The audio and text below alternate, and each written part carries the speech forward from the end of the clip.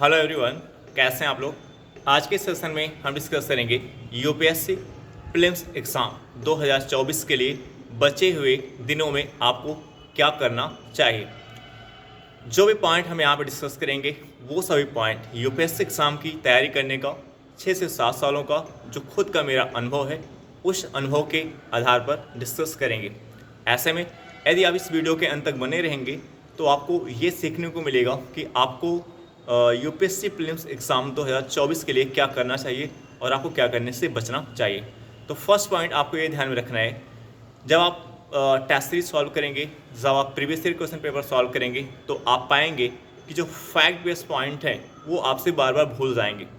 जो fact based points हैं वो आपसे बार बार भूल जाएंगे। उसके लिए आपको क्या करना है, जो सोर्स आपने पढ़ के रखा है एनसीईआरटी स्टैंडर्ड बुक और जो previous year question paper solve कर रहे हैं, जो टेस्ट सीरीज सॉल्व कर रहे हैं, तो जब आप previous year question paper solve कर रहे हैं तो वहाँ से देखें कि जब आप एक बार दो बार सॉल्व करेंगे तो आपको रियलाइज़ हो जाएगा कि ये पॉइंट है जो आपसे बार बार भूल जा रहा है। जब आप previous year question paper solve करेंगे तो आपको ये रियलाइज़ होगा कि ये पॉइंट है, ये फैक्ट है जो बार बार आपको तंग कर रहा है, बार बार आपसे भूल जा रहा है। तो उस पॉइंट को जो बार बार आपसे भूल जा रहा है उसको अपने 60 नोट्स में मेंशन कर लो।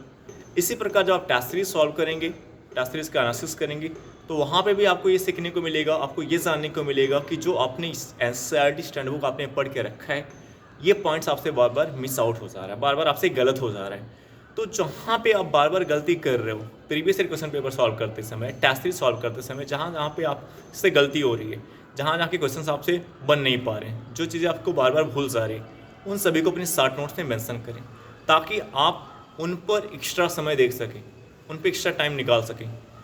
इससे आप अपने टाइम को स्मार्ट तरीके से यूटिलाइज़ कर पाओगे। स्मार्ट तरीके से यूटिलाइज़ करने का मतलब क्या हुआ कि जहाँ आपको ज़रूरत है इन्वेस्ट समय की, अपने टाइम को जहाँ पे अपने इन्वेस्ट करने की ज़रूरत है वहाँ पे आप इन्वेस्ट कर पाएंगे। तो ये पॉइंट आपको ध्यान में रखना है क्योंकि जो फैक्ट बेस्ड पॉइंट होते हैं वो लंबे समय तक आपको याद नहीं रहते हैं, बार बार आपसे भूल जाता है।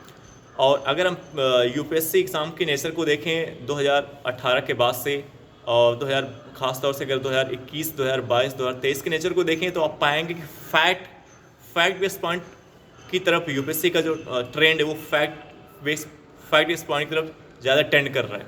तो फैक्ट बेस्ड पॉइंट्स ज़्यादा पूछे जा रहे हैं। तो इसलिए आपको तो इसके लिए ये स्ट्रैटेजी आपको अपनानी है कि उसको एक 60 नोट्स में मेंशन करें और बार बार उस पर एक्स्ट्रा समय देकर उसका मल्टीपल टाइम रिवीजन कर सके। क्योंकि जब आप पेपर सॉल्व करेंगे, क्योंकि एग्ज़ाम में जो एक क्वेश्चन के अंदर 3 से 4 स्टेटमेंट इन्वॉल्व रहते हैं, उसमें अगर आपको एटलीस्ट कम से कम 2 से 3 स्टेटमेंट नहीं पता है तो फिर वो क्वेश्चन आप गलत कर सकते हैं, जैसा कि 2023 के प्रीलिम्स के पेपर में आप देख सकते हैं। तो इसके लिए करना है, ये पॉइंट आपको ध्यान में रखना है, ये काम ज़रूर करें, ये इस अप्रोच को ज़रूर अपनाएं ताकि उस पर एक्स्ट्रा काम कर सके, फैक्ट को आप रिवाइज कर सके। फैक्ट को रिविज़न करने का यही एक तरीका है कि उसकी एक 60 नोट्स में रखें और कोई तरीका नहीं होता।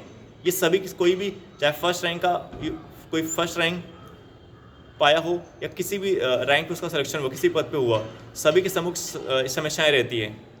प्रत्येक यूपीएससी एस्पिरेंट के सम्मुख इस एग्ज़ाम को क्लियर करने से पहले प्रत्येक यूपीएससी एस्पिरेंट के सम्मुख समस्या रहती है फैक्ट बेस्ड पॉइंट को लेकर के, जो बार बार भूल जाता है। उसका एक तरीका है कि आप उसको पे एक्स्ट्रा समय दें ताकि वो आपको याद रहे। सेकंड पॉइंट, जो दूसरा पॉइंट आपको ये ध्यान में रखना है कि जो सोर्स आपने जब आपने तैयारी शुरू की थी उस तैयारी के दौरान से जो सोर्स आपने रखा है, यूटिलाइज़ किया है, जो अब तक कभी पढ़ते आए, उसी सोर्स पे आपको फोकस रहना है। यानी जो आपने एनसीईआरटी जो स्टैंडर्ड बुक आपने पढ़ के रखी है उसी पे आपको फोकस रहना है, उसी का बार बार रिविज़न करना है। किसी के कहने पर अपने नोट्स को जो आपने 1 साल से 1.5 साल से जो आप पढ़ते आ रहे हो उसको किसी के कहने पर आपको चेंज नहीं करना है कि आप मार्केट में कुछ और नया पढ़ने आप जा रहे हो। जो ये समय है, इस समय में केवल आपको ये ध्यान रखना है कि अधिक से अधिक आप रिविज़न कर सको, अधिक से अधिक, क्योंकि जितना टाइम आप रिवीजन पे लगाओगे, जितना अधिक समय आप रिवीजन पे लगाओगे, जितना मल्टीपल टाइम आप चीज़ों का रिवीजन करोगे, उतनी ही चीज़ें आपके दिमाग में अच्छी तरीके से बैठती जाएंगी। मल्टीपल रिवीजन बहुत ज़रूरी है, उतना ही चीज़ें आपके दिमाग में अच्छी तरीके से बैठती जाएगी। इसलिए जो सोर्स आप पढ़ के चले आ रहे उसी सोर्स पे आपको काम करना, उसी का मल्टीपल रिवीजन करना है। लास्ट मोमेंट अगर आप सोर्स को चेंज करोगे, वो एक नया सोर्स होगा, उसको पढ़ना एक नया चैलेंज होगा, उसको रिवाइज करना एक नया चैलेंज होगा। ऐसे में आपका टाइम वेस्ट होगा, जो चीज़ें आपने पहले पढ़ के रखी है वो भी आपसे भूल जाएगी। तो बहुत से बच्चे ऐसी गलती करते हैं लास्ट मोमेंट में वो इस लालच में रहते हैं कि मैं कौन सा सोर्स पढ़ूँ कि सभी क्वेश्चंस वहाँ से आ जाएं। तो आपको मैं बता दूं कि यूपीएससी एग्ज़ाम का जो नेचर है, उस नेचर से एक पॉइंट तो क्लियर होता है कि कोई एक, आप सोचो कि एक सोर्स पढ़ करके वहीं सभी क्वेश्चंस आ जाएं, तो संभव नहीं है कि कोई सोर्स ऐसा है कि ऐसा यूपीएससी के लिए कोई ऐसा सोर्स नहीं है कि जहाँ से आप पढ़ो कि सारे क्वेश्चन वहाँ से आ जाएँ। आप सिंगल सोर्स फॉलो करें, उसका मल्टीपल टाइम रिविजन करें, previous year question paper solve करें, टेस्ट सीरीज सॉल्व करें। इतना बहुत है। इतना अगर आप काम करेंगे तो जितना ज़रूरत आपको प्रीलिम्स एग्जाम को क्लियर करने के लिए जितने पॉइंट्स चाहिए उतने पॉइंट आपको यहाँ से मिल जाएंगे। लेकिन अगर आप इस लालच में अपने सोर्स को बार बार चेंज कर रहे हो कि यहाँ से क्वेश्चन सभी आ जाएंगे, तो ये गलती आप कर रहे हैं। जो आपने पहले से पढ़ के रखा वो भी चला जाएगा, और जो एक नया सोर्स ला के आप तैयारी करेंगे, वो उसमें आपको एक नया चैलेंज रहेगा। उसको फिर से उसको नए तरीके से पढ़ना, फिर उसको रिवीजन करना, वो भी एक चैलेंज बना रहेगा। तो इसलिए आपने जो सोर्स पढ़ के रखा है, अपनी तैयारी की स्टार्टिंग जब आपने स्टार्ट किया था एनसीईआरटी स्टैंडर्ड बुक, उसी पे आपको फोकस रहना है, उसी का मल्टीपल टाइम रिवीजन करना है। यूपीएससी एग्जाम का ऐसा नेचर है, कोई भी ऐसा बुक नहीं है कि आप कि वहाँ से पढ़ के आप पूरा क्वेश्चन कर पाओ। आप सिंगल सोर्स पढ़ के उसका मल्टीपल टाइम, यानी एनसीईआरटी जो इंपॉर्टेंट एनसीईआरटी होते हैं, जो स्टैंडर्ड बुक होते हैं, जो प्रीवियस ईयर क्वेश्चन पेपर होते हैं, जो टेस्ट सीरीज होते हैं, इनका मल्टीपल टाइम रिवीजन करके बार बार रिवीजन करके इससे अपने दिमाग में बैठा करके आप प्रीलिम्स एग्जाम को क्लियर कर सकते हो। उतने क्वेश्चन आपके सही हो जाएंगे जितनी आपको ज़रूरत है प्रीलिम्स एग्जाम को क्लियर करने के लिए। तो ये गलती मत करना। जो आपका सोर्स है वो सिंगल सोर्स बना रहे, सोर्स चेंज मत करिए। जो आपका जिसको आप पढ़ते आए हैं, जिस पे आप काम करते हैं, उसी पे आपको डिपेंड रहना है। तीसरा पॉइंट आपको ये ध्यान में रखना है कि ये जो टाइम है आपके लिए बहुत इंपॉर्टेंट समय। ऐसे में बहुत से ऐसे डिस्ट्रैक्शंस आपके सम्मुख इस फेज में आ सकते हैं जिससे आपका जो फोकस है वो बन नहीं पाएगा। इसलिए किसी भी प्रकार के जो डिस्ट्रैक्शंस हैं, जो सोशल मीडिया यानी आप अगर ज़्यादा समय अपने सोशल मीडिया पे इन्वेस्ट कर रहे हो, तो ये जो आपके पास समय बचा है, जो 3 से 4 महीने का जो समय आपके पास बचा हुआ है, इसमें आप किसी भी प्रकार से डिस्ट्रैक्शन से बचें। खास तौर से सोशल मीडिया या दोस्तों का जो डिस्ट्रैक्शन आपने पाल कर रखा है, आपने खुद जनरेट किया है, इन सब से बच के रहें। क्योंकि अगर आप डिस्ट्रैक्ट रहेंगे तो आपका फोकस नहीं बन पाएगा, तो आप स्टडी नहीं कर पाओगे, फिर आपका कॉन्फिडेंस लूज होता जाएगा।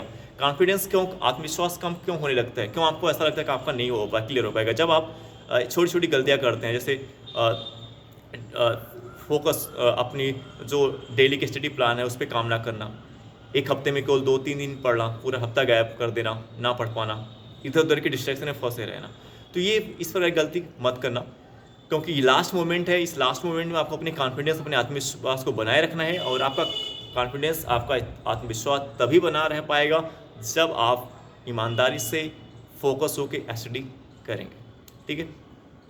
4 पॉइंट आपको ये ध्यान में रखना है कि जो सीसैट होता है, सीसैट को आपके अभी इतना टाइम है कि आप उससे आप समय अपना दे सकते हैं। सीसैट को इग्नोर नहीं करना है। जैसे आप अगर सीसैट के डिफ़िकल्टी लेवल को देखें तो प्रत्येक वर्ष उसका डिफ़िकल्टी लेवल बढ़ता ही जा रहा है। तो ऐसे में अगर आप सीसैट को हल्के में ले रहे हैं तो आप गलती कर रहे हैं, आप सीसैट में फेल हो सकते हैं। तो सीसैट के लिए आपको क्या करना है, पहले तो आप अभी आपके पास टाइम है, मॉक टेस्ट दें और टेस्ट लॉ के सॉल्व करें और देखें कि कितने क्वेश्चन आप कर पा रहे हैं।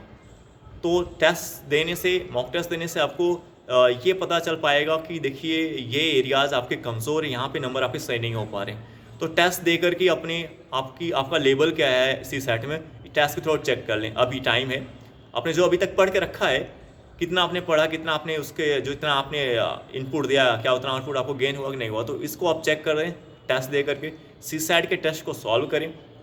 सॉल्व करने से आप अपनी कमी को आइडेंटिफाई करें, उस एरिया की पहचान करें कहाँ पे कमी है, और ताकि आप उस पर अभी से काम करना शुरू कर दें।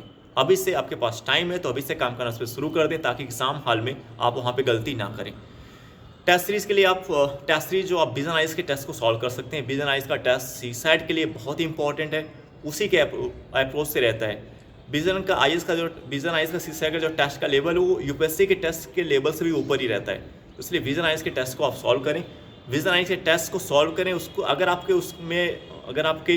उसमें क्वेश्चन 100+ आ रहे हैं तो ये मान के चलिए कि आपके सीसैट की लेवल की तैयारी बहुत अच्छी है। अगर आपके विजन आइज के टेस्ट सॉल्व करने से आपके 80+, 90+, 100+ आ रहे हैं तो ये मान के चलिए आपकी सीसैट की तैयारी बहुत अच्छी है।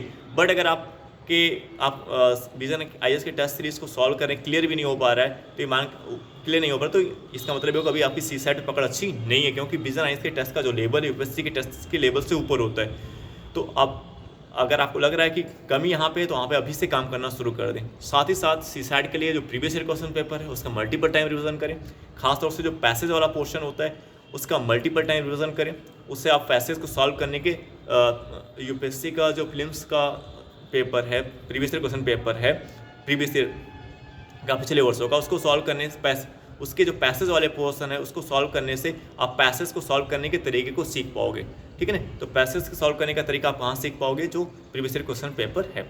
और साथ ही साथ previous year question paper solve करने से आप ये जान पाओगे कि मैथ के कौन से एरिया सबसे ज़्यादा इंपॉर्टेंट है, कहाँ से क्वेश्चन बार बार पूछे जाते हैं, और रीजनिंग के कौन से एरियाज इंपॉर्टेंट है, कहाँ से क्वेश्चन बार बार पूछे जाते हैं, उन इंपॉर्टेंट एरिया की भी पहचान आप कर पाओगे। तो CSAT के लिए आपको ये काम करके जाना है। अभी आपको जितनी आवश्यकता है, अगर आपको लग रहा है 1 घंटे में काम चल जाएगा, 1 घंटे का समय दे, 2 घंटे का जरूरत है तो CSAT के लिए 2 घंटे निकाल करके दे, क्योंकि CSAT में जब अगर आपका CSAT नहीं क्लियर होगा तो फिर GS में अगर आपके मार्क्स अच्छे रहेंगे तो भी उसका कोई फ़ायदा नहीं होगा।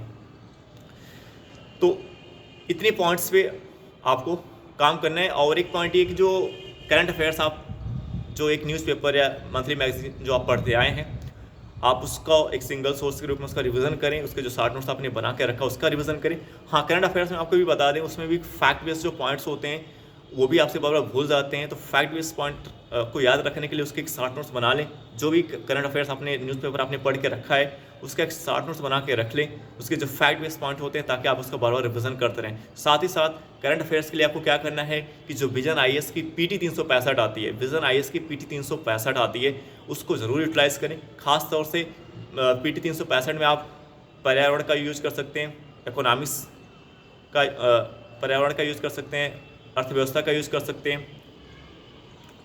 ये 2 सेक्शन बहुत ज़्यादा इंपॉर्टेंट है PT 365। तो ये 2 इकोनॉमिक्स का और पर्यावरण का, हिस्ट्री का भी आप यूज कर सकते हैं, IR का भी यूज कर सकते हैं।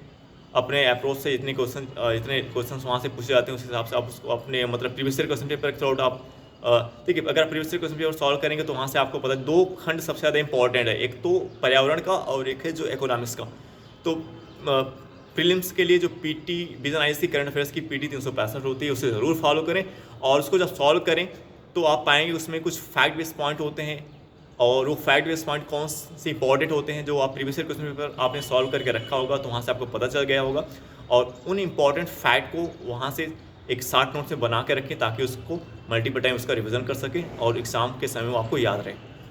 यदि आप इतना काम करके जाते हैं तो UPSC प्रीलिम्स एग्ज़ाम 2024 क्लियर करने की आपकी संभावना प्रबल हो जाएगी, बढ़ जाएगी। आई होप डैट ये वीडियो आपको समझ में आया होगा। हम आपसे नेक्स्ट वीडियो में मिलेंगे। Okay, bye.